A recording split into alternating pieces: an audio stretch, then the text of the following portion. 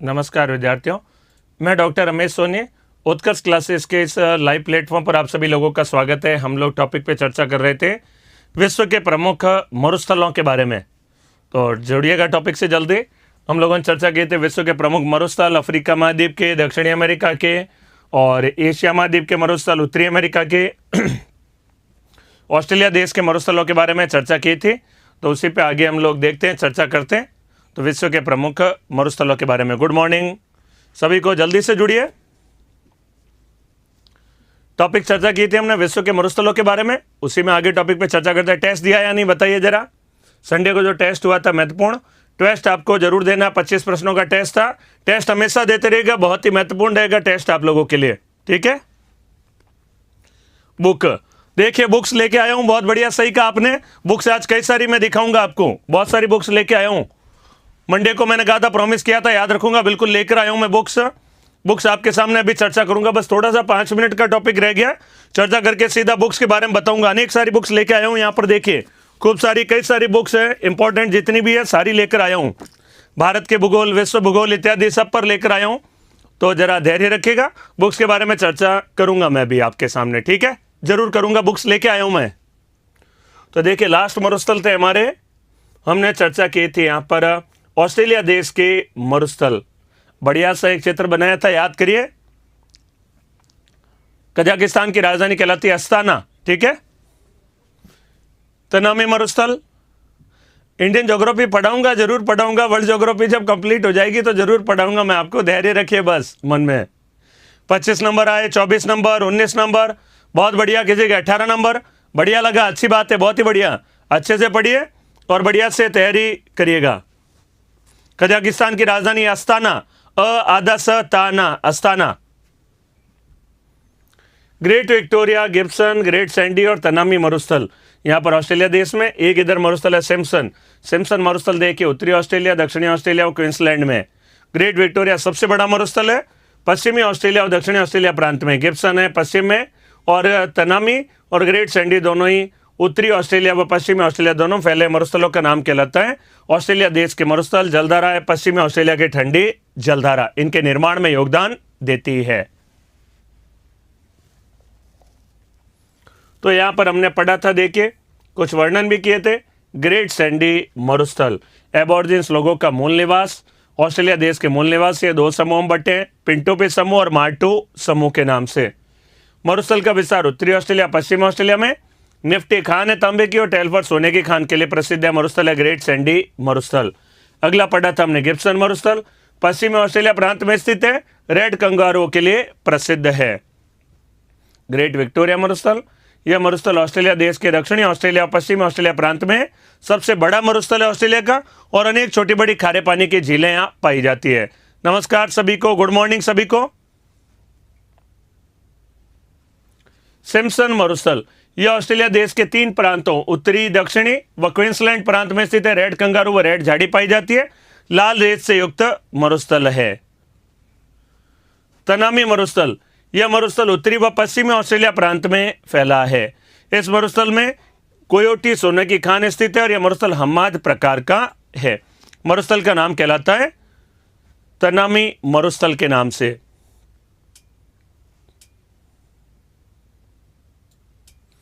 ये सारे मरुस्थल यहाँ पर थे, हमने नाम वगैरह कुछ देखे। अब रिमेनिंग केवल नाम ही याद करने, कौन सा किस देश में स्थित है। तो 2 मिनट का टॉपिक और बचा, उसके बाद में कंप्लीट करते हैं। और मैं आता हूँ, कुछ मैंने बुक्स के बारे में प्रॉमिस किया था, वो चर्चा हम करेंगे। कौन कौन सी बुक्स आपको पढ़नी है, अनेक सारी बुक्स लेके आया हूँ मैं, उसके बारे में चर्चा करूंगा। नूर सुल्तान चेक करूंगा मैं, देखूंगा, आज होगा तो कल आपको और अच्छे से बताऊंगा, ठीक है। देशराज जी जो आप पूछ रहे हैं, चेक करके मैं जरूर बताऊंगा, ठीक है।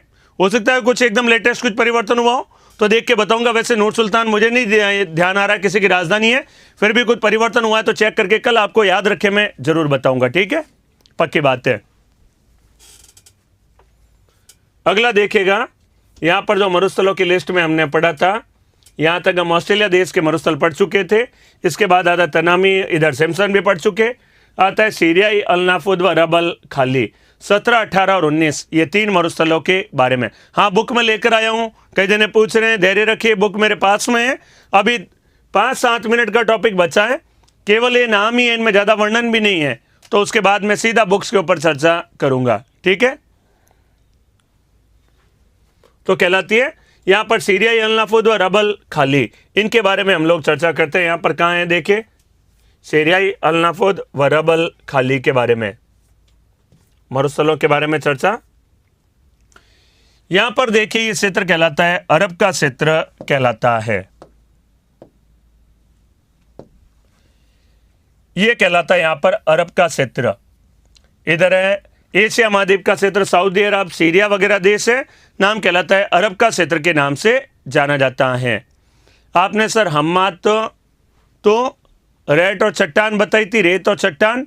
तो देखिए अर्ग, रेग और हम्माद, हम्माद का मतलब होता है रेतीला मरुस्थल और बड़ी बड़ी चट्टानें होती है, बिल्कुल वही है, आज भी वही बता रहा हूं, कोई दिक्कत नहीं है उसमें। अर्ग का मतलब होता है रेतीला, रेग का मतलब होता है रेतीला और पथरीला कंकड़ पत्थरों, और हम्माद का तात्पर्य होता है रेत और बड़ी बड़ी चट्टानें पाई जाती है, हम्माद के नाम से जाना जाता है, ठीक है। जरूर मैं बताऊंगा। तो ये मैंने आपके सामने पहले चर्चा की थी, तो ये महत्वपूर्ण है सारी। तो अगला देखिएगा, यहां पर मैं जो मरुस्थल के बारे में चर्चा कर रहा हूं, यहां पर जो नाम चर्चा कर रहा हूं अरेबियन मरुस्थल, अरब का क्षेत्र कहलाता है, यहां पर मरुस्थल है, नाम कहलाता है अरेबियन मरुस्थल। अरेबियन मरुस्थल अरब के क्षेत्र में है तो नाम पड़ गया अरेबियन मरुस्थल। सऊदी अरब देश में 3 मरुस्थल है छोटे छोटे, उनसे मिलकर बनता है अरेबियन मरुस्थल। सीरियाई देश में सीरिया मरुस्थल, नाम कहलाता है सीरिया मरुस्थल। एशिया महाद्वीप का ही पार्ट है अल नाफुद, ये कहलाता है अल नाफुद मरुस्थल। और तीसरा है, नाम कहलाता है रब अल खाली के नाम से, रब अल खाली के नाम से जाना जाता है। सीरियाई मरुस्थल, अल नाफुद, रब अल खाली मिलाकर अर्थात कहलाता है अरेबियन मरुस्थल के नाम से जाना जाता है, अरेबियन मरुस्थल कहलाता है, ठीक है। देखिए ऐसा है, देशों की राजधानियां बहुत सारी होती है, कितना याद रखें बताइए। कजाकिस्तान की जैसे मैंने बताया था, अस्ताना चेंज हो गई है तो चेक करके मैंने कहा आपको बता दूंगा। वैसे कई सारी, किर्गिस्तान की बिस्केक कहलाती है, ताजिकिस्तान की दुशांबे कहलाती है, उज्बेकिस्तान की ताशकंद कहलाती है। तो अनेक देशों की राजधानियां हैं, लगभग 250 तो मुझे भी याद है, लेकिन अब एक आध कोई परिवर्तन हुआ है तो मैं आपको चेक करके बता दूंगा जरूर, इसमें कोई बड़ी बात नहीं है, ठीक है। तो सीरियाई मरुस्थल, अल नाफुद और रब अल खाली, 3 मरुस्थल मिलाकर नाम कहलाते हैं अरेबियन मरुस्थल के नाम से जाना जाता है। तो ये कहलाता है अरेबियन मरुस्थल के नाम से। तो अरेबियन मरुस्थल तीनों को अर्थात मरुस्थलों को मिलाकर नाम कहलाता है अरेबियन मरुस्थल कहलाता है। बस यही हम नोट करेंगे यहां पर, अरेबियन मरुस्थल यहां पर नोट कर डालते हैं, अरेबियन मरुस्थल।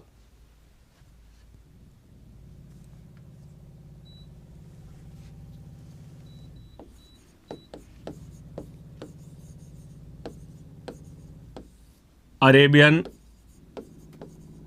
मरुस्थल।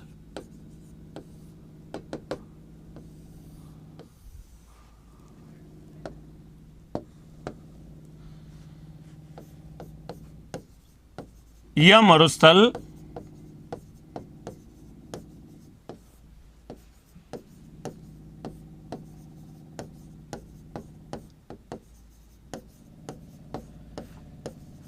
तीन छोटे छोटे मरुस्थलों से मिलकर बना है, मरुस्थलों से मिलकर बना है, 3 छोटे छोटे मरुस्थलों से मिलकर बना है।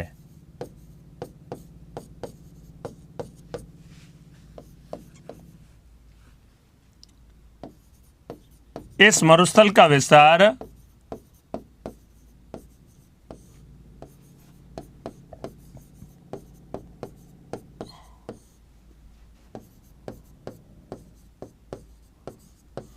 सऊदी अरब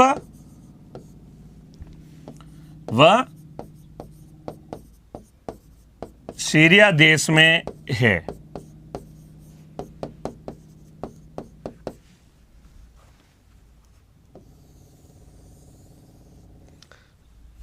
तीन मरुस्थल है अंदर की और नाम है उनके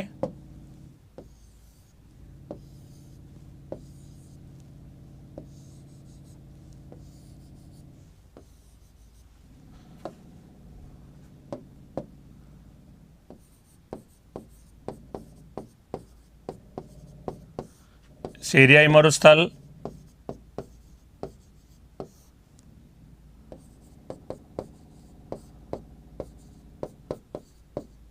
अल नाफुद मरुस्थल,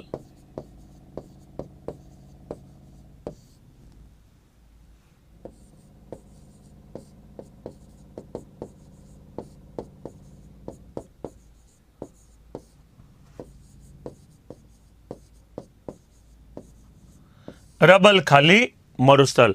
सीरियाई, अल नाफुद और रब अल खाली, तीन मरुस्थलों से मिलकर बना है, नाम कहलाता है अरेबियन मरुस्थल के नाम से। यहाँ देशों के नाम लिख रहा हूँ जिन जिन मरुस्थलों का विस्तार देशों में है। तो ये जिस देश में, देश का नाम कहलाता है सीरिया देश, सीरिया देश में।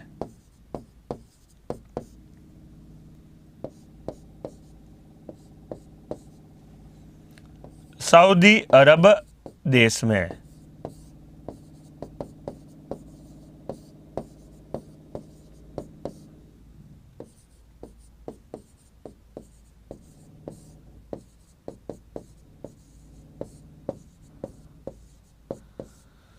सऊदी अरब देश में,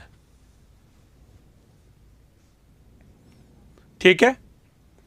सीरियाई मरुस्थल, अल नाफुद और रब अल खाली, तीन मरुस्थल मिलाकर नाम कहलाता है अरेबियन मरुस्थल।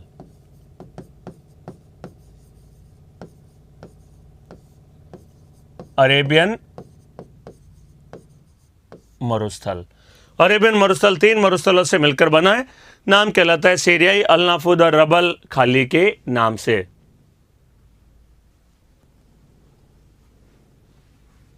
मरुस्थल का नाम कहलाता है सीरियाई, अल नाफुद और रब अल खाली के नाम से।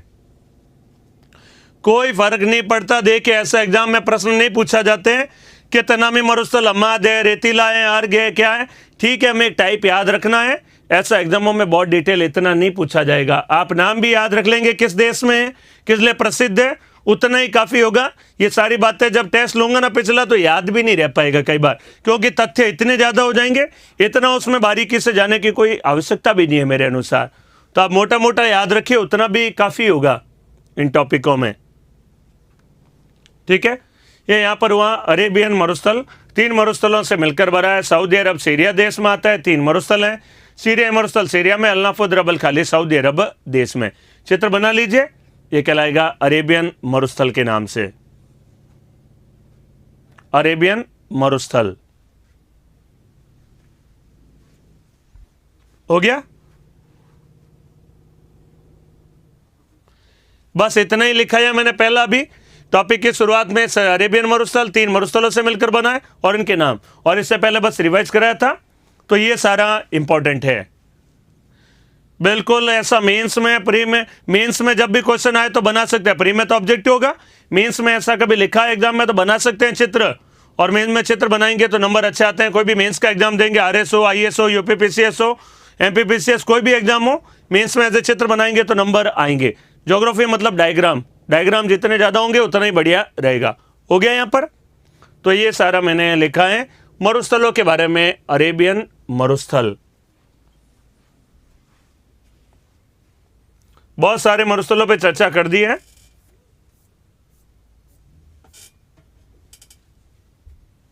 अगला है दस्ते कावीर और दस्ते लुत मरुस्थल। दो मरुस्थल वाले दस्ते कावीर और दस्ते लुत के नाम से। दस्ते कावीर और दस्ते लुत दो मरुस्थल है। ईरान देश के मरुस्थल कहे जाते हैं। ईरान देश, देखिए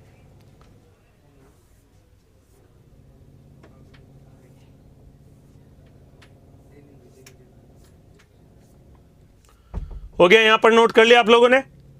अरेबियन मरुस्थल, उसके बाद आता है दस्ते कावीर और दस्ते लुत।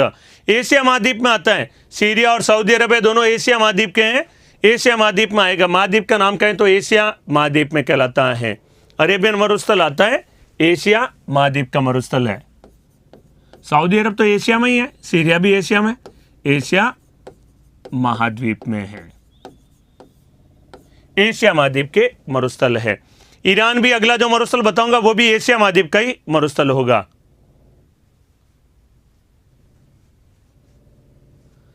ठीक है।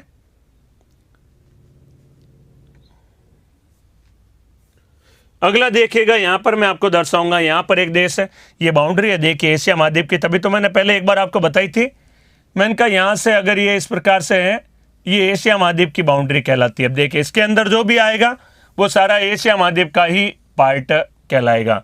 तो यहाँ पर ये एशिया महाद्वीप की बाउंड्री दर्शाई, एशिया महाद्वीप की बाउंड्री है।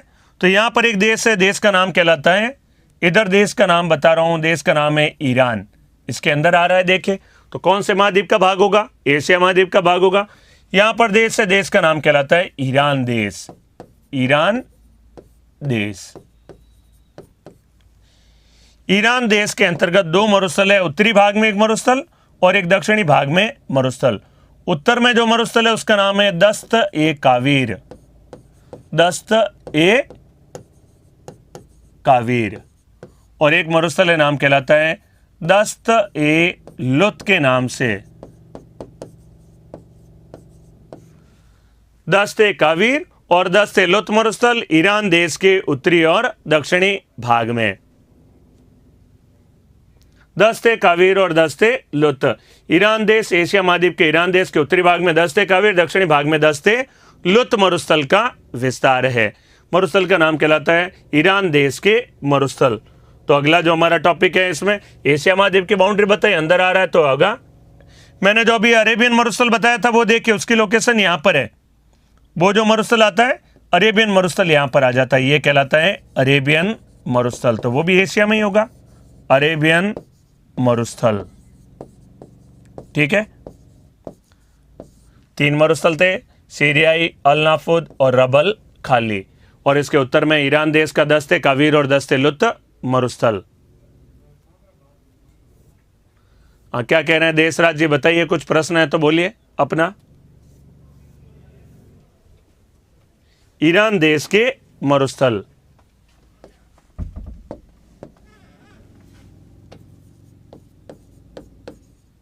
ईरान देश के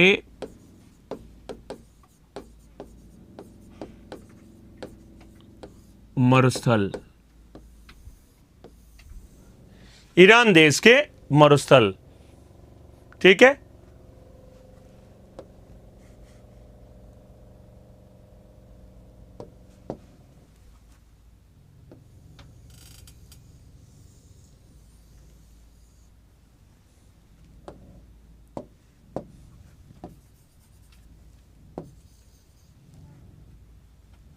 ईरान देश है, ईरान देश के उत्तरी और दक्षिणी भागों में दो मरुस्थल है। ईरान देश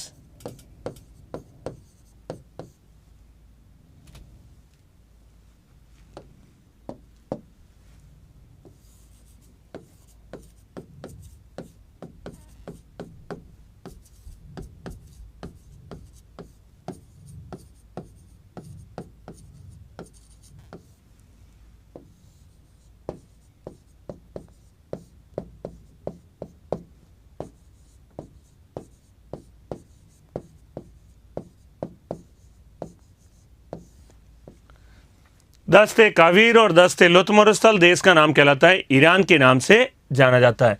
तो यहां पर देखते हैं ईरान देश के मरुस्थलों में लास्ट है ये मरुस्थल, इसमें देखते हैं ईरान देश के उत्तरी व दक्षिणी भाग में, ईरान देश के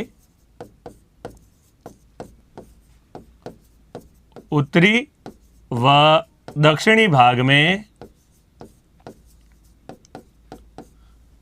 में दो मरुस्थल स्थित हैं।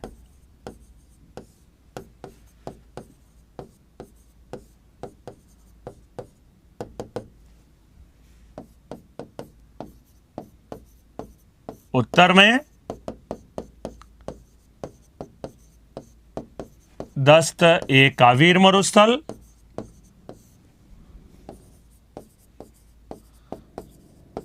और दक्षिण दिशा में दक्षिण में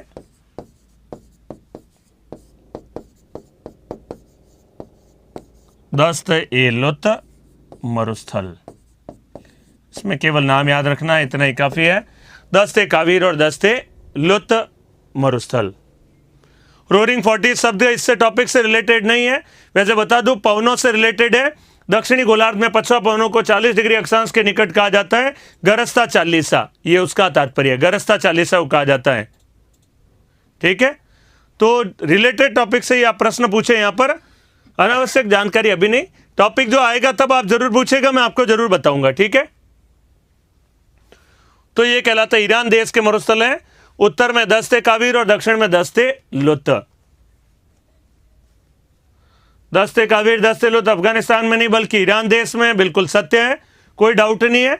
ईरान देश के मरुस्थलों के नाम है, 2 मरुस्थल है यहां पर, दस्ते कावीर और दस्ते लुत मरुस्थल।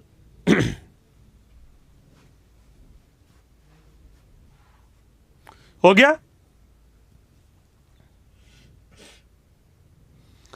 महाद्वीपीय देशों के नाम करेंगे तो रटना हो जाएगा, जो जो टॉपिक आता रहेगा अपना पता लगता रहेगा आपको कौन सा किस देश में है। महाद्वीपीय नहीं, ऐसे देशों के नाम पढ़े तब तो वही बच्चों वाली स्टाइल रटना हो जाता है, वो नहीं करना है, हमें टॉपिक के अनुसार पढ़ते जाना है, नोट करते जाना है। जैसे मैंने राइन नदी बताई तो यूरोप महाद्वीप के देशों से बहती है, तो उनकी लोकेशन पता चली, यूरोप महाद्वीप के देश है, ऐसे पढ़ना बढ़िया रहता है। हो गया। यहां पर ईरान देश के मरुस्थल 2 नाम यहां पर है, दस्ते कावीर और दस्ते लुत के नाम से। तो हमने यहां पर मरुस्थलों के बारे में चर्चा की, सारे यहां पर मरुस्थल कवर कर डाले। सिम्पसन मैंने ऑस्ट्रेलिया में लिखवा दिया था, दस्ते कावीर दस्ते लुत ईरान में, और थे सीरिया अल्नाफुद रबल खाले सऊदी अरब देश में। ये हमारे मरुस्थल यहां पर टोटल जितने भी लिखा है मैंने कंप्लीट आपको करवा दिए हैं।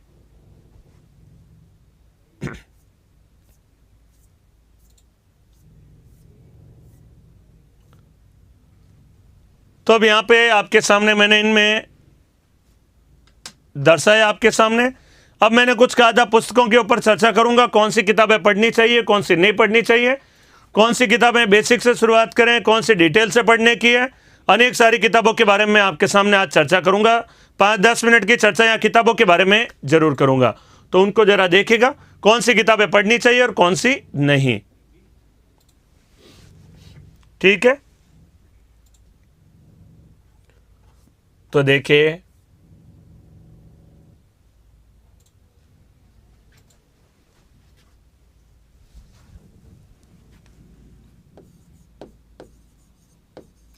प्रमुख पुस्तकें, मेजर बुक्स कौन कौन सी पढ़नी है।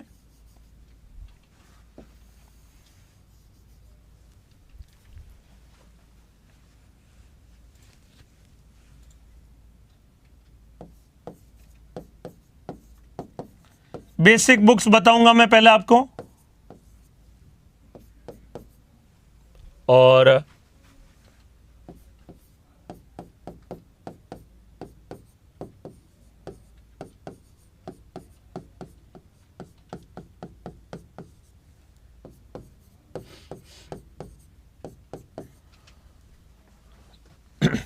जो इंपॉर्टेंट बुक्स आपको पढ़नी है उनके बारे में चर्चा करूंगा।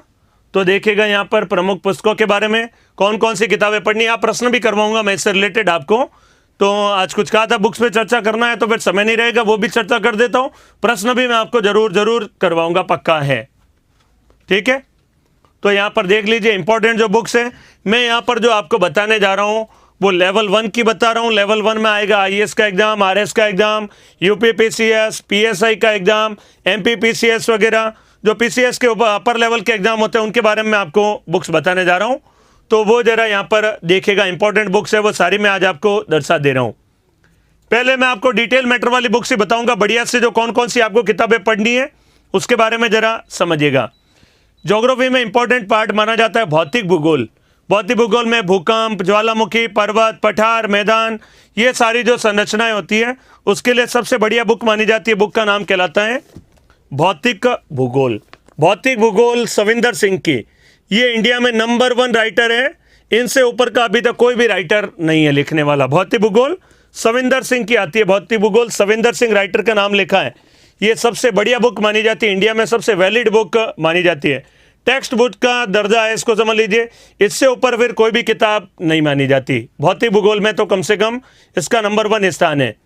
तो ये किताब जो पढ़ लेगा समझ लीजिए ज्योग्राफी में काफ़ी कुछ नॉलेज हो जाएगा उसको बढ़िया से। भौतिक भूगोल सविंदर सिंह, ये इंडिया में अपने आप में ब्रह्मा जी की तरह इन्होंने जो बात लिख दी वो अंतिम मानी जाती है।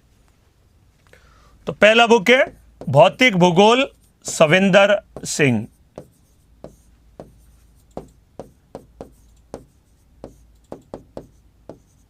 डॉक्टर सविंदर सिंह।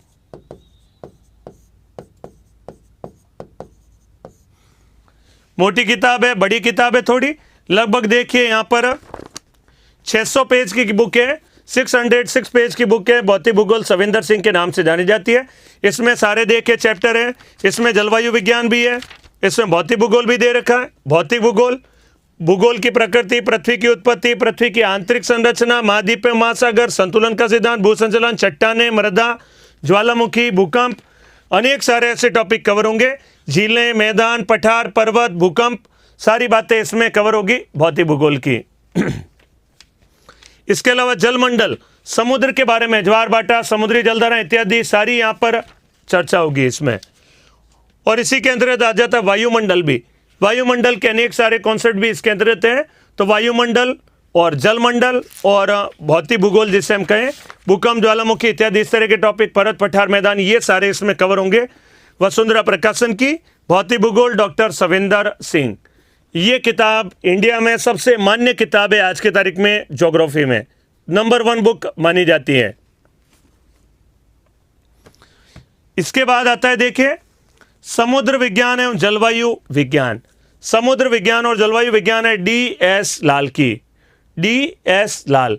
समुद्र विज्ञान और जलवायु विज्ञान, क्लाइमेटोलॉजी स्पेशल पढ़ना हो, समुद्र विज्ञान स्पेशल पढ़ना हो डिटेल से, समुद्र विज्ञान में आ जाएगा समुद्र का लवणता, खारापन, समुद्र की जलधाराएं, ज्वार भाटा, समुद्र के अंदर कौन कौन से द्वीप हैं उनके बारे में, ये सारे टॉपिक यहां पर इसके अंदर आ जाते हैं। नाम कहलाती है समुद्र एवं जलवायु विज्ञान। वायुमंडल संबंधी बातें वो भी इसके अंदर कवर होती है। तो ये बुक का नाम, ये भी बुक लगभग देख लीजिए आप 370 पेज की बुक है, लगभग 370 पेज बुक है, 370 पेज की बुक है। DS लाल, जलवायु एवं समुद्र विज्ञान। जो भी बड़े लेवल IAS लेवल के एग्जाम की तैयारी करता है, RS वगैरह की, ये बुक जरूर पढ़ता है। जो मैंने दोनों बुक्स आपको पढ़ाई, ये अत्यंत महत्वपूर्ण बुक्स हैं। DS लाल की समुद्र एवं जलवायु एवं समुद्र विज्ञान। तो दूसरी बुक है जलवायु एवं समुद्र विज्ञान। जलवायु एवं समुद्र विज्ञान, DS लाल की। खास बात एक और है, ये जो दोनों बुकें बताई हिंदी में भी है और इंग्लिश में भी है।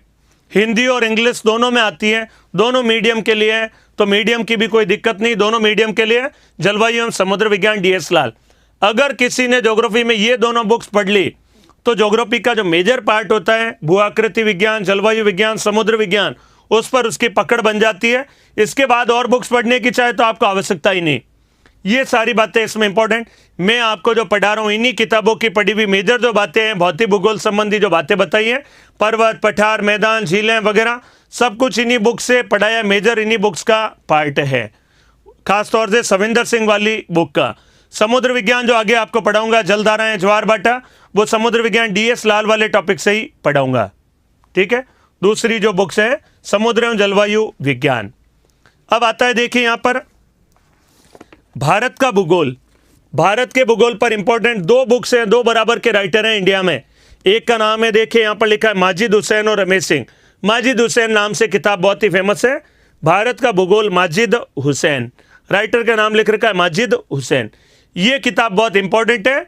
तो भारत का भूगोल, माजिद हुसैन, ये भी बड़ी किताब है। देखिए करीबन 500-600 पेज की ये भी बुक है।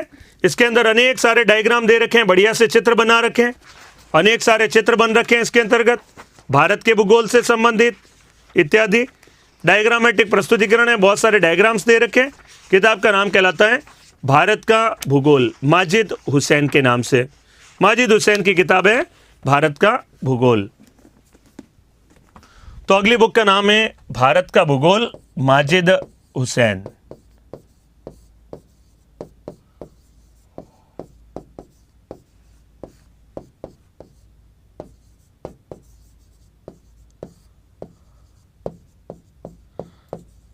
माजिद हुसैन व रमेश सिंह, 2 नाम के हैं।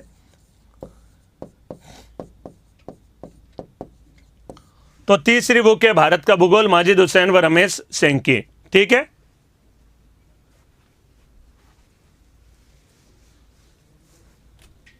तीसरी बुक। चौथी बुक समझिएगा, चौथी बुक में आपको बताने जा रहा हूं भारत का भूगोल, आरसी तिवारी। आजकल ये बाजार में खूब चल रही है, इंपॉर्टेंट बुक है, आजकल बाजार में इसका खूब नाम है। और रियली इसमें आंकड़े वगैरह और काफ़ी अच्छे लिख रखे हैं, डायग्रामेटिक तरीके से सारणियाँ वगैरह बन रखी है, महत्वपूर्ण किताब है। और ये भी लगभग 688 लगभग 700 पेज की बुक है। किताब का नाम कहलाता है भारत का भूगोल। चार्ट रूप में प्रस्तुतिकरण वगैरह, सारणियाँ वगैरह अनेक सारी यहाँ पर दर्शा रखी है, महत्वपूर्ण है। और बढ़िया बात है इसमें, चार्टों का प्रयोग, खनिज संपदा कितनी पाई जाती है, क्या है, किस राज्य में, ऐसे अनेक सारी बातें यहाँ पर बढ़िया से चित्रों के रूप में लिख रखी है।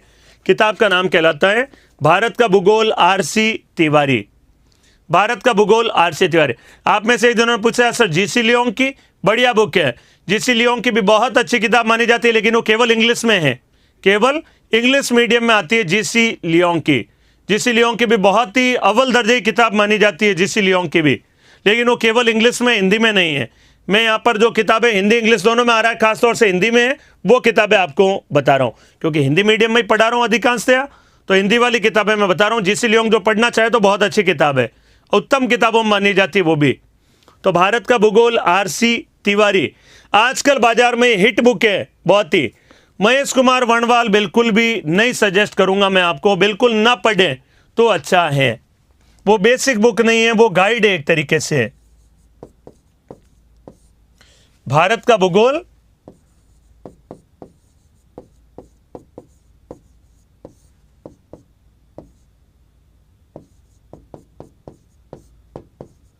आरसी तिवारी, आरसी तिवारी, भारत का भूगोल। देखिए बार बार मुझे मौका नहीं मिलेगा किताबें बताने का, आज साथ में लेकर आया हूं तो अच्छे से देख लीजिएगा, इंपॉर्टेंट बुक्स है। और अगला समझिएगा, अगली जो बेसिक बुक है, बेसिक तो क्या कहूं, रामबाण समझ लीजिए, ज्योग्राफी में एक ही किताब सारी, काफ़ी मोटाई भी है किताब की। देखिए ये जो किताब है ये भूगोल की है, टाटा मैग्रोल निकालती है, DR खुल्लर की। खुल्लर भी राइटर अपने आप में इंडिया में समझ लीजिए, सविंदर सिंह, खुल्लर और माजिद हुसैन, ज्योग्राफी में 3 बड़े राइटर माने जाते हैं इंडिया में। सविंदर सिंह, माजिद हुसैन और खुल्लर 3 बड़े राइटर हैं लिखने वाले भूगोल के ऊपर। उनमें से एक राइटर है, नाम है DR खुल्लर, भूगोल नाम से आती है। इसमें कंप्लीट ज्योग्राफी है, वर्ल्ड ज्योग्राफी, इंडियन ज्योग्राफी और अनेक सारी बातें, मानचित्र कला वगैरह अनेक सारे टॉपिक इसमें आ जाते हैं। और खास बात, इसमें बहुत सारे प्रश्न भी दे रखे हैं पीछे, अनेक सारे एग्जामों में आए हुए, यूपीएससी में आए हुए प्रश्न भी है बहुत सारे इसके अंतर्गत दे रखे हैं। ये प्रश्नों में भी डायग्राम वगैरह डाल रखे हैं, महत्वपूर्ण बुक है। प्रश्न भी डायग्रामेटिक बना रखे हैं, बताइए कौन सा क्षेत्र किसके लिए प्रसिद्ध है, ऐसे डायग्रामेटिक प्रश्न भी इसके अंतर्गत सजा रखे हैं। मॉडल टेस्ट पेपर भी ले रखा है, इंपॉर्टेंट बुक है, बहुत ही बढ़िया बुक है। भारत के भूगोल संबंधी अनेक चित्रों का यहाँ पर वर्णन कर रखा है। ये किताब का नाम कहलाता है भूगोल, केवल भूगोल नाम से आती है। इसमें भी 2 आती है बुक, एक रेड कलर में आती है मेंस के लिए, ये है प्री टाइप के एग्जामों के लिए, IAS RS प्री जैसे एक दिन 1 डे एग्जाम जो होते हैं उसके लिए है। बुक का नाम कहलाता है भूगोल, नाम की पुस्तक है, टाटा मैग्रोल की। ये कोई भी अगर मान लीजिए ये किताबें नहीं पढ़ना चाहे, एक किताब पढ़ लीजिए, काफ़ी कुछ काम इससे हो जाएगा। मोटी जरूर है, 1100-1200 पेज की किताब है। मुझे ये अत्यंत प्रिय किताब है, सबसे बढ़िया किताबों में से लगती है। मैं इस किताब को शायद सबसे ज़्यादा बार पढ़ा हूँ, जितनी किताबें और पढ़ी हैं उनमें से सबसे ज़्यादा बार यही पढ़ा हूँ, DR खुल्लर की भूगोल। कंप्लीट वर्णन इसमें DR खुल्लर भूगोल,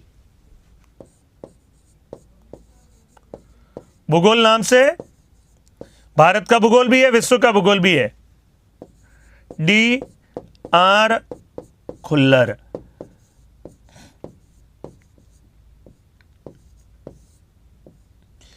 इन सारी किताबों का एक ही में तोड़ है, समझ लीजिए।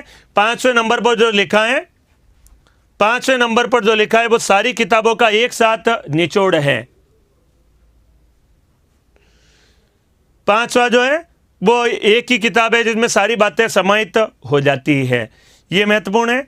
अगली बुक के बारे में देखिएगा, अगला बुक में जो आपको बता रहा हूं, ये तो ये इंपॉर्टेंट बुक्स इतनी पढ़ लें तो काफ़ी इनमें से अगर आप पढ़ना चाहें तो एक ही किताब पढ़ें बड़ी, और जिसको पढ़ने की सामर्थ्य हो कि एक ही बड़ी 1200 बुक की 1200 पेज की पढ़ लें, तो ये वाली पढ़ लीजिए 5वें नंबर पर जो लिखी है, और अन्यथा फिर अलग अलग आप किताबें पढ़ें।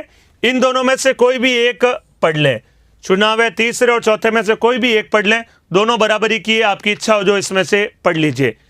थर्ड और फोर्थ में से कोई एक तो आपको पढ़नी है, तो यहां पर लिख रहा हूं कोई एक,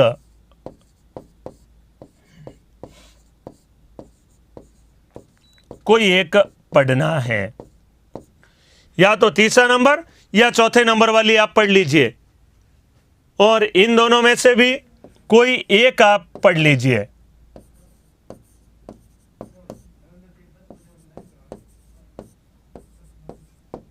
कोई एक पढ़ना है।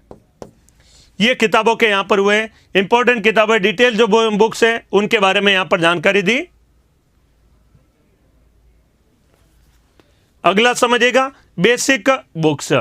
बेसिक जो शुरुआती बुक्स है हमें जो पढ़नी है, ये तो बड़ी भारी भरकम और बड़ी बड़ी किताबें हैं, इनको पढ़ें तो बहुत अच्छी बात है, पकड़ आपकी बनेगी नो डाउट। लेकिन बेसिक किताबों में समझिएगा, आजकल आती है 6ठी क्लास की एनसीईआरटी, पुरानी एनसीईआरटी, जिसमें देखिए ऐसे महाद्वीप वगैरह दे रखा है, अक्षांश देशांतर दे रखे हैं शुरुआती चैप्टर्स में, अक्षांश देशांतर के बारे में जानकारी दे रखी है। इसी में देखिए आगे हम देखेंगे तो अफ्रीका महाद्वीप दे रखा है। अफ्रीका महाद्वीप में कई सारे चित्र जो मैंने आपको यहां पर दर्शाए थे, याद करिए, इन्हीं का मैटर है, मैंने खूब लिखवा दिया आपको, लगभग सारा ही मैटर लिखवा दिया विश्व भूगोल में, जो महाद्वीप महासागर वाले टॉपिक। ये देखिए जो मैं बता रहा हूं, यहां पर कोंगो या जायरे नदी का जो वर्णन किया था वो इसी किताब से किया था, 6ठी क्लास की एनसीईआरटी से। लुआलाबा नदी, लोमामी नदी, अनेक सारे जो बातें हैं।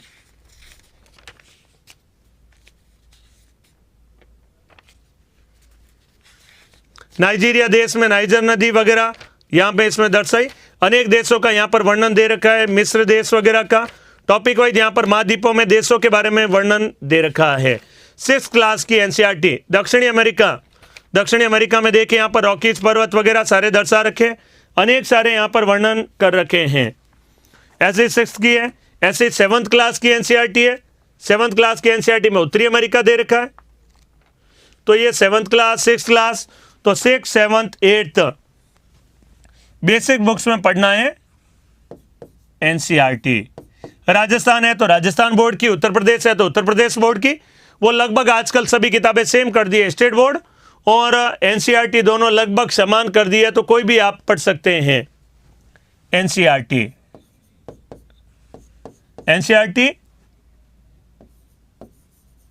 6 to 12th, 6ठी से 12वीं तक एनसीईआरटी 6ठी से 12वीं तक पढ़िए। बेसिक किताबें, इससे आपका नॉलेज बढ़ेगा और बेसिक सरलता से इसमें समझा रखा है 6 to 12th में। और देखिएगा जो मैं बेसिक बातें आपको बता रहा हूं, ये किताब बड़ी अच्छी है, इसको जरूर पढ़िएगा। 11th क्लास में आती है, 11th क्लास की किताब है भूगोल की, ये काफी अच्छी किताब है, एनसीईआरटी में ही है। ओल्ड और न्यू दोनों पढ़ें तो बहुत अच्छा है, ओल्ड वाली भी जरूर पढ़ें और न्यू वाली भी पढ़ें, क्योंकि ओल्ड वाली किताबों में महाद्वीप और वगैरह बहुत अच्छे दे रखे हैं, इन किताबों में महाद्वीप वगैरह बढ़िया दे रखे। ये न्यू वाली बुक है, ये वाली जो दर्शाई ये न्यू है और ये वाली ओल्ड बुक है। ओल्ड बुकों में बहुत बढ़िया दे रखा है, ओल्ड वाली भी पढ़नी है और न्यू वाली भी पढ़नी है। बढ़िया तो ये रहेगा, डिटेल से अगर पढ़ना चाहें तो ओल्ड और न्यू दोनों।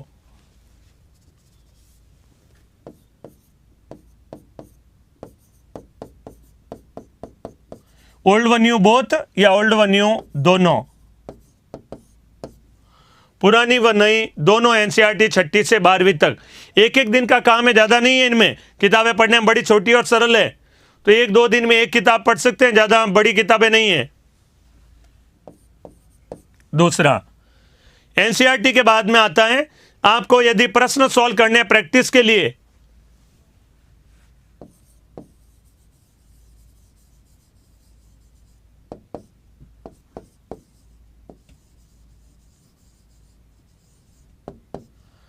क्वेश्चन प्रैक्टिस करनी है, क्वेश्चन की यदि प्रैक्टिस करनी है तो उसके लिए 2 किताबें आपके पास में, एक आती है अरिहंत की,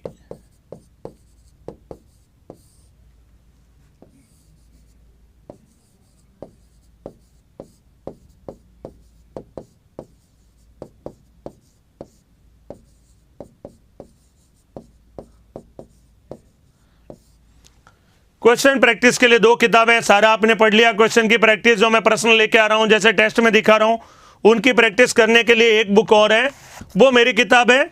और एक अरिहंत की आती है, अरिहंत की पब्लिकेशन की भी आती है, वो भी कर सकते हो, जरूरी नहीं मेरे वाली पढ़ें। मेरे वाली किताब ये वाली है, एक में कोरल रीफ का फोटो है और दूसरे में ये दोनों एक ही बुक है, विश्व एवं भारत का भूगोल। इसमें क्वेश्चंस और उनकी व्याख्या भी दे रखी है, प्रत्येक प्रश्न की व्याख्या, क्यों आंसर सही हुआ है, क्यों आंसर सही है, उसके दोनों में अर्थात दे रखा है। तो विश्व एवं भारत का भूगोल मेरी स्वयं की है और एक आती है अरिहंत की, वो दोनों आप पढ़ सकते हैं, कोई दिक्कत नहीं।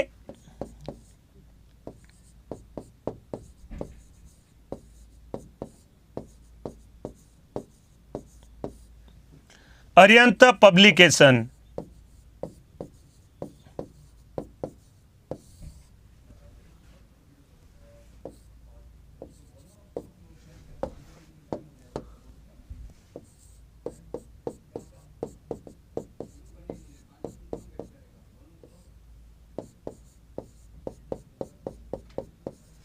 और सबसे इंपॉर्टेंट बात है, उत्कर्ष के नोट्स भी बढ़िया बना रखे हैं, बहुत लेवल के बना रखे हैं। उन नोट्सों को पढ़िए तो काफ़ी आपको पढ़ने की चीज़ें आवश्यकता नहीं पड़ेगी। तो ये सारी बातें हैं बेसिक में और ये हैं थोड़ा डिटेल मैटर बुक में। इतना पढ़ लेंगे तो काफ़ी बन जाएगा। इनमें ये चीज़ें पढ़नी आपको ज़रूरी है और ये पढ़ेंगे तो आपका बढ़िया लेवल ज्योग्राफी में हो जाएगा। इतना तो पढ़ना है, ये सारी बेसिक बातें, इंपॉर्टेंट बातें हैं, इनको ज़रूर आपको पढ़ना है। ये बेसिक किताबें लिख दी हैं, बेसिक बुक्स और डिटेल मैटर बुक्स के बारे में, इनको आपको पढ़ना है। कोई दिक्कत बताइए, कोई रिलेटेड प्रश्न हो तो जल्दी से बोल जाइए, फिर मैं आगे मेरा टॉपिक पे आता हूँ। कोई प्रश्न हो तो इससे बताइए रिलेटेड। प्रमुख पुस्तकें, बेसिक बुक्स और डिटेल मैटर बुक्स। नोट कर लीजिए जल्दी।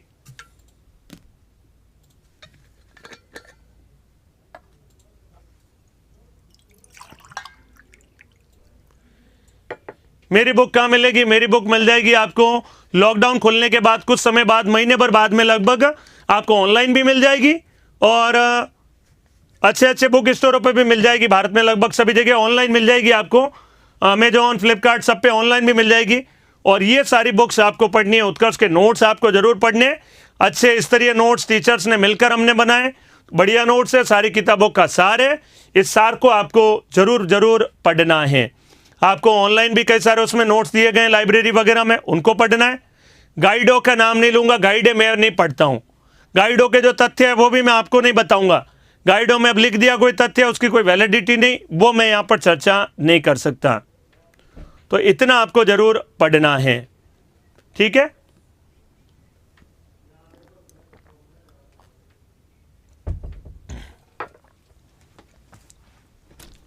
अब आपके मन में एक प्रश्न होगा कि आपके नोट से भी बढ़िया बुक है सर, बताना। गुरुजी आपने कम से कम 20 बार कमेंट कर दिया है, सर आपके नोट से भी कोई बढ़िया बुक है सर, बताना गुरुजी। जरूर देखिए, मेरे नोट से हर बुक अच्छी है, मेरे नोट से प्रत्येक बुक अच्छी है, क्योंकि मेरे जो नोट्स है मैंने अलग अलग जगह से मिलकर बनाकर देखकर पढ़ा है। ये सारी अरिहंत से कुछ मैटर, पिछले साल का क्वेश्चन आया तो उसको मैटर के रूप में डाला, एनसीईआरटी की बातें डाली मैंने, भौतिक भूगोल, जलवायु विज्ञान और भारत के भूगोल, इन सभी से मिलाकर आपके सामने रखा है। तो इन सब से मिलाकर रखा है। मेरा जो मैटर है वो मैंने सबका कमेंट करके रखा है, लेकिन मैं अपने आप से तुलना करूं तो इनसे तो बढ़िया नहीं है। भौतिक भूगोल सविंदर सिंह से बढ़िया तो मैंने हूं नहीं, क्योंकि इंडिया में नंबर 1 राइटर है वो अपने आप में, तो उनकी किताबें ज़्यादा अच्छी होगी। मैं यहाँ जो नोट्स लिखवा रहा हूँ आप उनको रिवाइज करिए बढ़िया से, उसका बस यही फायदा है, इन सारों का क्रक्स लिखा दिया है। मैं यही किताबें सारी पढ़ता हूँ, आप यकीन माने चाहे नहीं माने, मैंने इस किताबों को 6 to 12 की कम से कम 500 टाइम्स पढ़ा है, 500 बार से ज़्यादा बार इन किताबों पढ़ा है। और ये सबसे बढ़िया किताबों में से, पुरानी वाली और नई वाली जो किताबें आती है, ये आप लोगों को पढ़नी चाहिए, इनसे बहुत नॉलेज मिलेगा। अपने कोई प्रश्न हो तो जल्दी से 1 मिनट में पूछ डालिए, बताइए। बुक से रिलेटेड प्रश्न पूछिए, अदर नहीं, बुक्स की चर्चा कर रहा हूं, बुक से रिलेटेड प्रश्नों के बारे में पूछ लीजिए। एक प्रश्न आता है जरूर इंपॉर्टेंट, क्या सर ये सारे ही पढ़े या क्या क्या इनमें से चीजें पढ़े? तो जल्दी से सुनिएगा। मोस्ट इंपॉर्टेंट जो आपको पढ़ना है मैं उसके ऊपर टिक कर दे रहा हूं, क्या क्या आपको पढ़ना है। ये आपको जरूर पढ़ना है, एनसीईआरटी 6 to 12 ओल्ड व न्यू दोनों, ये आपको पढ़ना चाहिए जरूर, मेरी जब तक सलाह है। और आपको पढ़ना चाहिए, इन दोनों में से एक बुक जरूर पढ़नी चाहिए, या तो थर्ड या फोर्थ में से। भारत के भूगोल में से माजिद हुसैन वाली या आरसी तिवारी वाली, इन दोनों में से कोई एक आप पढ़ लीजिए, वो अच्छा रहेगा। कोई भी एक बुक आप पढ़ लीजिए 3 और 4th में से। एक तो ये पढ़ना है एनसीईआरटी, दूसरा आपको ये, इन दोनों में से कोई भी एक कर लीजिए, अरिहंत, या चाहे तो मेरे वाली बुक ले लीजिए, जो आपकी मर्जी हो उनको आप पढ़ लीजिए। अरिहंत की और विश्वम भारत के भूगोल पर क्वेश्चन यदि सॉल्व करना है, या तो मेरे वाली बुक है, अरिहंत पब्लिकेशन की, आपकी मर्जी हो, जो एक आप पढ़ लीजिए, ठीक है। उसके बाद उत्कर्ष के नोट्स आपको जरूर पढ़ने। तीसरा, ये बात इंपॉर्टेंट है, एनसीईआरटी, इनमें से कोई एक दूसरा, तीसरा उत्कर्ष के नोट्स, चौथा यहां पर मैं बता रहा हूं भारत का भूगोल माजिद हुसैन और आरसी तिवारी में से। मानव भूगोल पढ़ना है तो माजिद हुसैन आती है किताब, माजिद हुसैन किताब आती है, उसको आप पढ़ सकते हो मानव भूगोल के अंतर्गत, ठीक है। उत्कर्ष नोट्स भी एनसीईआरटी पर ही आधारित है, एनसीईआरटी के तथ्यों के समावेश किए गए। मैं आपको पक्का प्रॉमिस देता हूं, एनसीईआरटी की बातें काफी सारी उसमें डाल रखी है, तो एनसीईआरटी की बातें उसमें महत्वपूर्ण हैं, तो आप पढ़ लीजिए। पहला एनसीईआरटी, दूसरा प्रैक्टिस के लिए कोई एक, तीसरा यहां पर उत्कर्ष के नोट्स, चौथा यहां पर भारत का भूगोल पढ़ना, इनमें से कोई एक, और इनमें से आप यदि पढ़ना चाहें तो भौतिक भूगोल सविंदर सिंह वाली पढ़िए। इन दोनों में से कोई एक पढ़ना है तो मेरी सलाह इसको ज़्यादा प्रेफर करिएगा, भौतिक भूगोल सविंदर सिंह, जिसके अंदर भौतिक भूगोल, जलवायु विज्ञान, वायुमंडल सभी कुछ आते हैं, वो वाली किताब पढ़ना है, ठीक है। आईएएस बनना है तो और ज़्यादा किताबें पढ़नी पड़ेगी। मैं पर्टिकुलर आईएएस की बात नहीं कर रहा हूं, आईएएस मेंस पास करना है तो 10 किताबें और है अभी तो, जनसंख्या भूगोल है, मानव भूगोल है, भौगोलिक चिंतक के अनेक सारे आपको पढ़ने पड़ेंगे। भौगोलिक चिंतक में भौगोलिक चिंतन का इतिहास माजिद हुसैन, वो पढ़ लीजिए उसमें। जनसंख्या भूगोल आरसी चांदना, जो आईएएस के लिए सुन रहे हैं, जनसंख्या भूगोल आरसी चांदना, वो किताब पढ़िए। तो और भी कई सारे हैं, उत्कर्ष के नोट्स, एनसीईआरटी क्वेश्चन पेपर, एक दोनों में से कोई भी, भौतिक भूगोल सविंदर सिंह और जलवायु विज्ञान, इनमें से एक चुन लीजिए, भौतिक भूगोल सही, और इन दोनों में से कोई भी एक, और इन चारों में से कोई नहीं पढ़ना चाहें तो लास्ट फिर ये वाली पढ़ लीजिए, ये तो मोस्ट इंपॉर्टेंट, एक ही में सारा काम हो जाएगा। 5वां नंबर पढ़ लीजिए आप, ये सबसे बढ़िया रहेगा, डीआर खुल्लर भूगोल, ये किताब पुनः दर्शा दे रहा हूं, ये किताब पढ़ लीजिए आप, सारी समस्याओं का समाधान, सब कुछ, ज्योग्राफी का अधिकांश भाग आ जाएगा इसमें। खुल्लर वाली जो किताब है, भूगोल नाम से सब कुछ कवर हो जाएगा। अत्यंत अच्छी किताब है, अच्छी नहीं, अत्यंत अच्छी किताब है ये तो, ठीक है। बुक्स पे चर्चा हो गई आज, यहां पर ये सारे नाम मैंने आपके सामने लिख दिए, इंपॉर्टेंट बातें बता दी, मैपिंग वेपिंग सब कुछ आ जाएगा इसके अंदर। यही किताब है, नाम कहलाएगा भूगोल खुल्लर, इसमें सब कुछ आ जाएगा, डिटेल बुक है ये, रेफरेंस बुक भी है। इससे जो लिख दिया एग्जाम में सवाल आ गया, आरपीएससी हो यूपीएससी हो, कोई भी गलत बता रहा है आंसर, इससे आप हवाला देकर आप आंसर बता सकते हैं। इसमें लिखा है ये आप बता सकते हैं, ये महत्वपूर्ण किताब है, इंडियन वैलिड किताब मानी जाती है, ठीक है। टाटा मैग्रो-हिल पब्लिकेशन भी बड़ा उत्तम माना जाता है, उसकी बुक है। तो ये सारी चर्चा कर दी मैंने आपके सामने, और एक किताब बताना और भूल गया मैं, ये असिस्टेंट प्रोफेसर की तैयारी वालों के लिए आती है, भूगोल नाम से, ये मेरी बुक है, 700 पेज में लिखी हुई है, ये मेरी बुक है भूगोल, ये भी आप पढ़ सकते हैं, लेकिन इसमें विश्व भूगोल, भारत का भूगोल दे रखा है। ये वाली किताब भी इंपॉर्टेंट है, ये वाली किताब भी पढ़ सकते हो, ये मेरी स्वयं की किताब है भूगोल नाम से, ठीक है।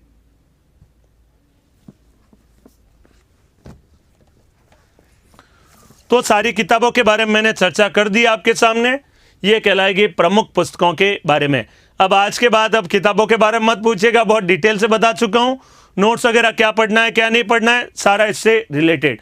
पढ़ने का तरीका यही है, पहले क्लास में जो पढ़ा रहा हूं अच्छे से पढ़ें, किताबें पढ़िएगा बढ़िया से, उत्कर्ष के नोट्स पढ़ने अच्छे से, उसके बाद क्वेश्चन सॉल्व करने, फिर आपका और टेस्ट देते चले जाना है। 5 बातें पढ़िएगा, एग्जाम में आप क्लियर होंगे, हमेशा इस बात को याद रखें।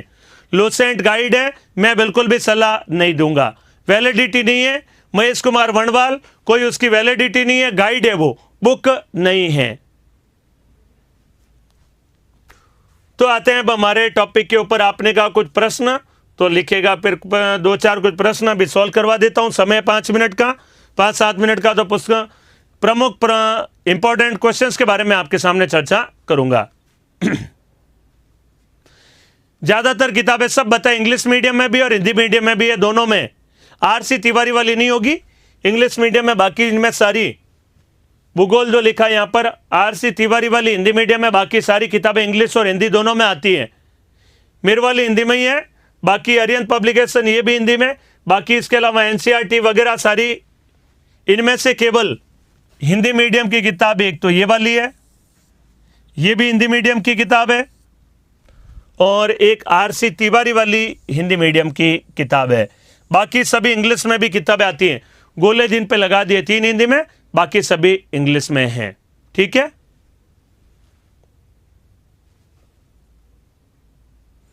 ये 3 बातें आपके सामने, 3 जो दर्शाई थी हिंदी में, बाकी सारी इंग्लिश में। तो आते हैं प्रश्नों के ऊपर, चर्चा करते हैं प्रमुख प्रश्नों के ऊपर। क्वेश्चन 1,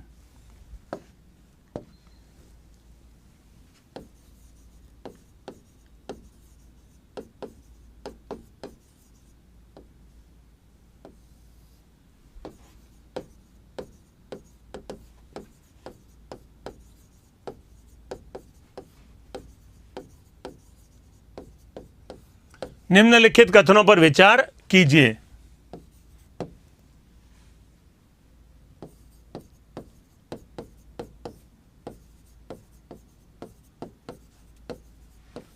सारा मरुस्थल अर्ग, रेग व हम्माद प्रकार का है।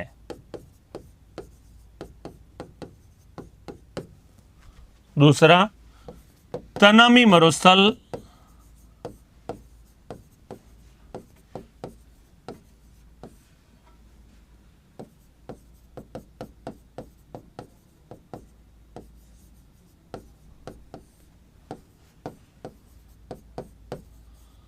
ऑस्ट्रेलिया देश में स्थित है।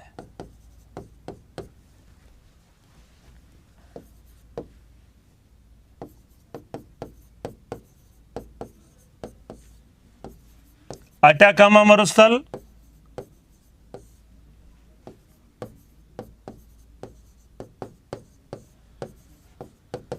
नाइट्रेट के भंडारों हेतु प्रसिद्ध है। नाइट्रेट के भंडारों हेतु प्रसिद्ध है। अगला सेंटेंस,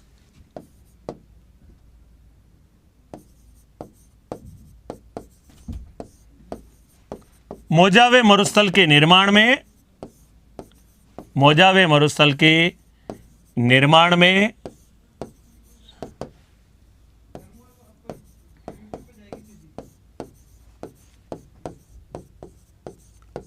कनारी की ठंडी जलधारा का योगदान है।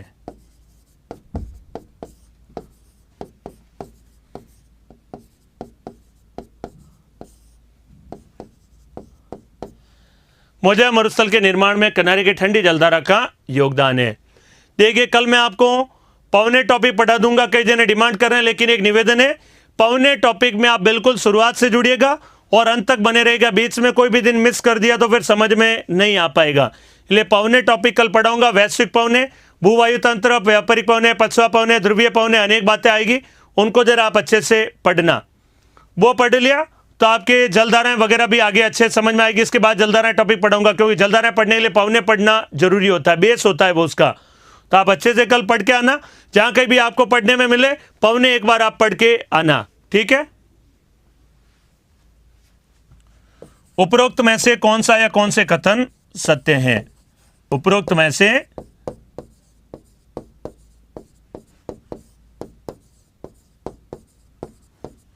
कौन सा या कौन से कथन सत्य हैं?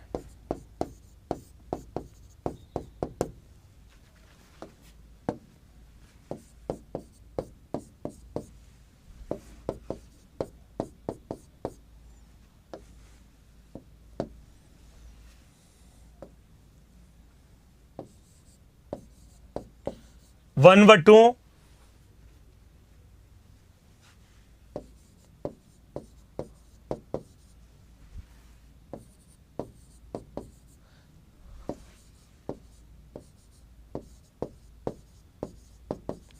बताइए कौन सा सही है। 1 व 2, 1 2 3, 3 व 4 और 1 2 3 4, चारों में सही बताना। निम्नलिखित में से कौन सा या कौन से कथन सत्य हैं। निम्नलिखित कथनों पर विचार कीजिए। 4 सेंटेंस दे रखे हैं। सारा मरुस्थल अर्घ रेग व माद प्रकार का है, तीनों तरह का है। थार का मरुस्थल भी ऐसा है, अर्घ रेग व माद। अर्घ का मतलब रेतीला, रेग का मतलब रेतीला और पथरीला, और रेतीला और चट्टानी होता है नाम कहलाता है हम्माद के नाम से जाना जाता है। तनामी मरुस्थल ऑस्ट्रेलिया देश में स्थित है। Tanami, Simpson, great Sandy, Gibson और ग्रेट विक्टोरिया, पांचों मरुस्थल कहाँ है? ऑस्ट्रेलिया देश में। अटाकामा मरुस्थल नाइट्रेट के भंडारों हेतु तो प्रसिद्ध है।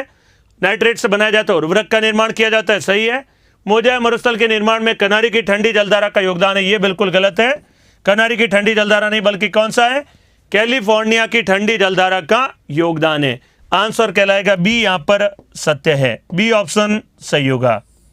1 2 व 3 तीनों यहां पर सत्य हैं। 1 2 व 3 बात समझ में आ गई होगी। निर्माण में कनारी नहीं बल्कि कैलिफोर्निया की ठंडी जलधारा का योगदान है। चित्र में देखिए, यहां पर मोजावे मरुस्थल के निर्माण में कैलिफोर्निया की ठंडी जलधारा का योगदान है। कनारी की ठंडी जलधारा का योगदान तो सारा मरुस्थल के निर्माण में है। सारा मरुस्थल के निर्माण में कनारी और मोजावे मरुस्थल के निर्माण में कैलिफोर्निया की ठंडी जलधारा का योगदान कहलाता है। सारा मरुस्थल अर्घ रेग व माद, थार का मरुस्थल भी अर्घ रेग व माद दोनों प्रकार का है। अगला देखिएगा,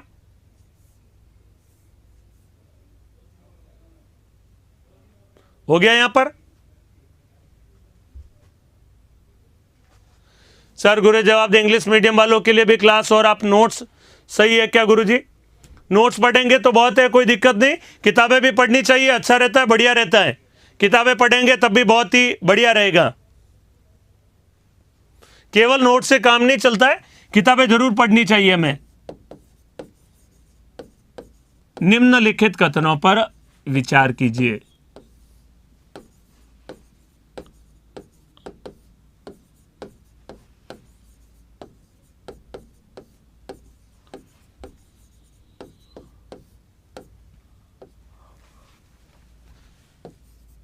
पहला सेंटेंस,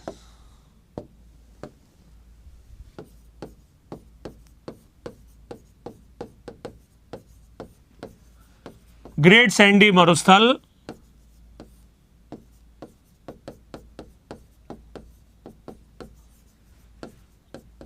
ऑस्ट्रेलिया का सबसे बड़ा मरुस्थल है।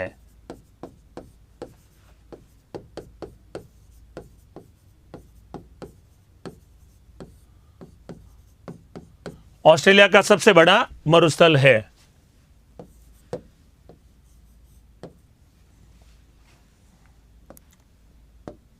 दूसरा सेंटेंस,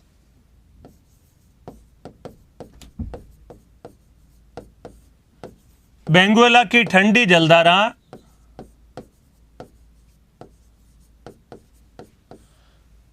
बेंगुएला की ठंडी जलधारा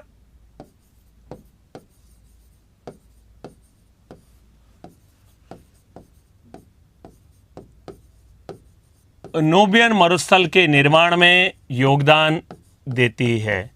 के निर्माण में योगदान देती है। तीसरा सेंटेंस,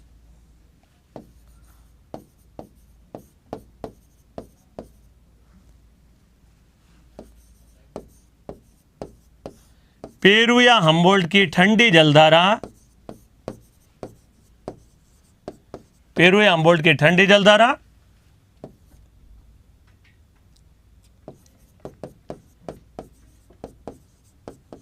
अटाकामा मरुस्थल के निर्माण में,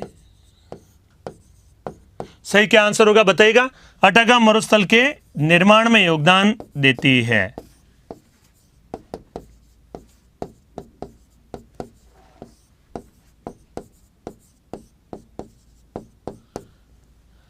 अटाकामा मरुस्थल के निर्माण में योगदान देती है। नहीं, नोट्स बनाने की आवश्यकता नहीं है एनसीईआरटी में, आप उससे टिक करिएगा इंपॉर्टेंट जो बातें, और टिक करने के बाद में उससे आप पढ़िएगा। जैसे देखिए मैंने यहाँ पर पेज में टिक किया है, इस पेज में इतनी इंपॉर्टेंट बातें थी वो सारी टिक कर डालिए, उसको पढ़ना है आपको।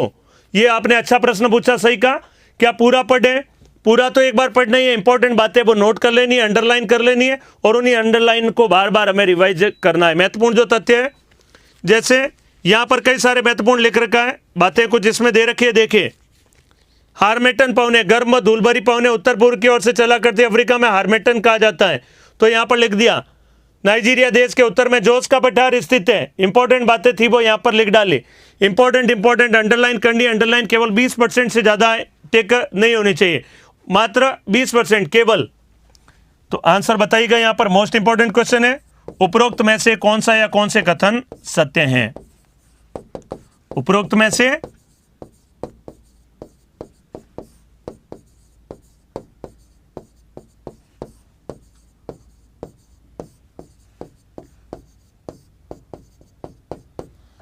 कौन सा या कौन से कथन सत्य हैं? 4 ऑप्शन है, देखें।